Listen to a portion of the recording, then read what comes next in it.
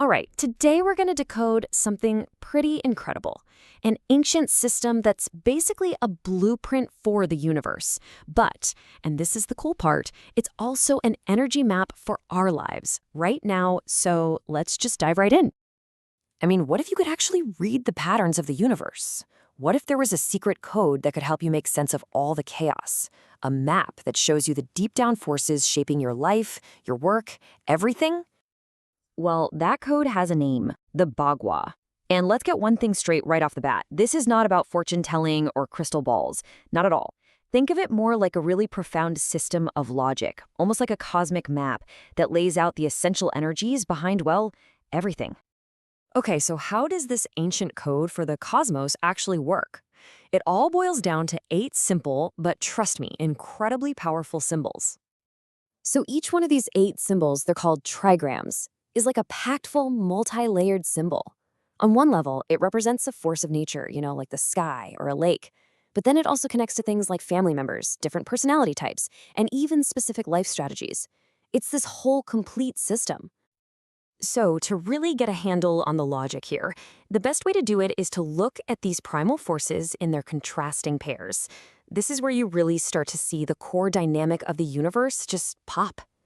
Okay, look at this. This is the ultimate polarity. On one side, you've got Qian. That's pure creative energy, heaven itself.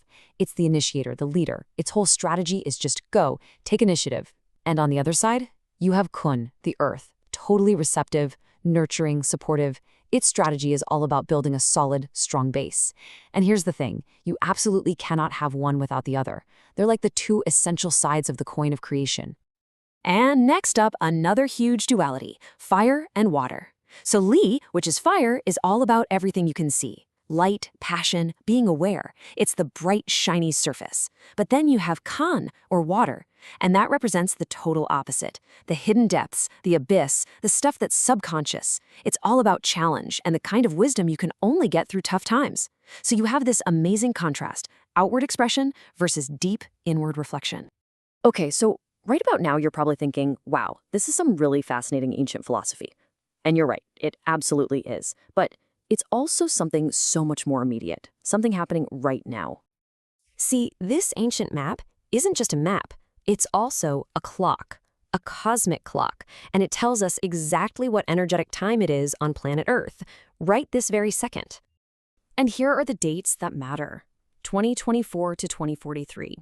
According to this ancient clock, these next 20 years, well, they define our entire global cycle. So what's the energy of this cycle? It's governed by the trigram we literally just talked about, Li, the symbol of fire. So yeah, welcome to the age of fire. Just about everything we're all going to experience for the next 2 decades is going to be seen through the lens of this fiery energy. So that brings us to the most important question, right? What does living in an age of fire actually mean for you and me? And more importantly, how do we come up with a strategy to not just survive it, but actually thrive in it? Well, the qualities of fire translate directly into real-world trends that, honestly, we're all seeing right now. Think about it. Fire illuminates, right? So we can expect a lot of truths to come to light as it metaphorically burns away all the fake stuff.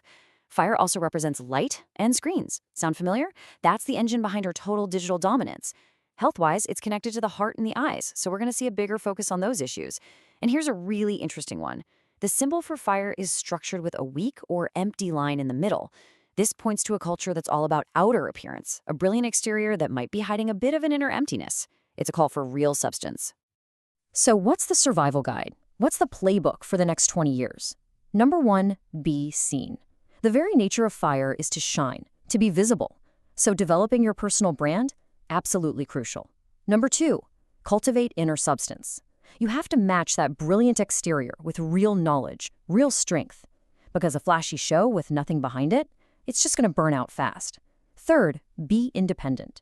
Fire, by its nature, clings to things to burn. But true, lasting success in this era, it comes from being your own power source. And finally, number 4, share your passion. Fire spreads, so get your ideas out there. Spread your enthusiasm, your light. Let it catch on. When it all comes down to it, navigating any era, especially this intense age of fire, is really about understanding the core wisdom of this whole system. The big takeaway here is to see the Bagua as your own personal energy map. It's a tool to help you understand the forces swirling around you and, just as importantly, the ones inside you. And remember, every single one of these energies, fire included, has a healthy state and an imbalanced state. So the goal isn't to fight against the age of fire, it's to understand it, to use this map to become more self-aware, to grab the opportunities it presents, and to sidestep the potential traps. So as we all move through these next 2 decades together, this ancient map really just leaves us with one very personal question. Knowing that this is an age of brilliance, of being seen, of truth coming to the surface, how are you going to choose to shine?